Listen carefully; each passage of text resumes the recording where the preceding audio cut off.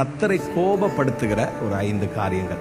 முதலாவது, விக்கிரக ஆராதனை செய்யும் பொழுது கர்த்தருக்கு கோபம் வரும். ஆண்டவருக்கு ஒரு காரியத்தை பொறுத்துக்கிட முடியாது அப்படின்னு நீங்க பாப்பீங்கன்னா, விக்கிரக சிலை வழிபாடுகள் கர்த்தருக்கு பிடிக்காது, கர்த்தர் வெறுக்கிறார்.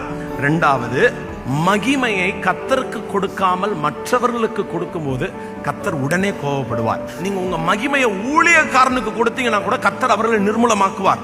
அநேக ஊழியக்காரர்கள் விழுந்து போனதற்கு காரணம் என்ன தெரியுமா?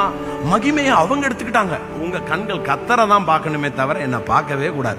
மூன்றாவது, கர்த்தர் உங்களுக்கு கொடுக்கிற தாளந்துகளை நீங்கள் வீணடிக்கும் போது கர்த்தருக்கு கோபம் வரும்.